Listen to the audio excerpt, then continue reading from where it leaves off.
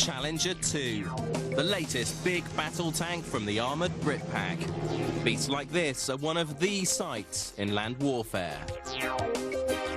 One of the great advantages a tank has over almost any other armour system is what is called shock action, and that is both the psychological and physical effect of having a large metal object moving at beyond 30 miles an hour towards the enemy, killing everything in its way as it goes.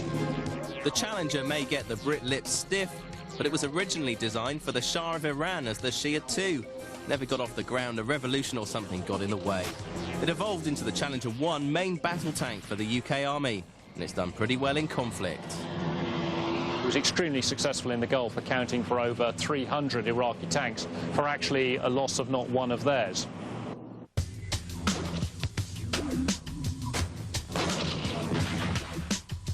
The Russian T-72, which the Challenger found itself up against, had an extremely good main armament. However, because the Challenger could fight effectively at night and had a very good thermal image and gun laying system, it effectively made the Iraqi tanks completely impotent.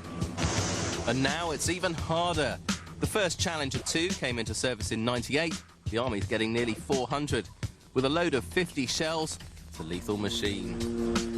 It's probably got the best target acquisition system, the gunner having a thermal imaging sighting and targeting system, and the commander having his own independent target acquisition and sighting system. So the boss spots a target, the gunner does the killing. While he's unleashing hell, the commander's looking for the next enemy.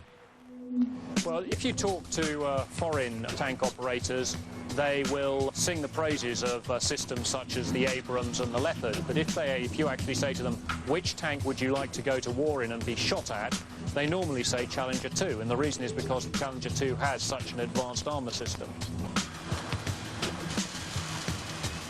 It's called Chobham armour, and it's been theorised that it's really a mix of metal and ceramic composites, giving an extremely dense, solid and difficult to breach armour monostructure. Trouble is getting the damn things on the road. Heavyweight tanks are just a pain in the neck to get to the battle. The problem of a tank being based on Salisbury Plain when you have a conflict in the Gulf is that based on Salisbury Plain it has combat potential of 0. So how do you get them to the action? Follow me, lads. The war's this way. Getting there can be a nightmare, all those traffic jams, and the trains are never on time. If you want to transport a load of these 60,000-ton beasts, ship's often the only answer. It's a bit of a wartime worry. The actual sustainability of the tank on the battlefield is a major problem. Not only do you have to worry about tanks breaking down and having to be recovered, but you have to worry about tanks running out of fuel, or more likely running out of ammunition.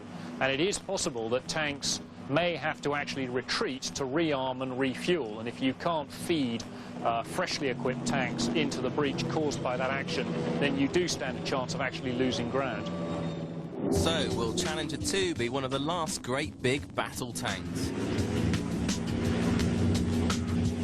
The tank is extremely expensive to run. It's not mobile strategically, and armies are beginning to recognise this, that they need to get armoured vehicles into combat zones very much quicker than they have done, and therefore the days of large 60-ton tanks may well be over.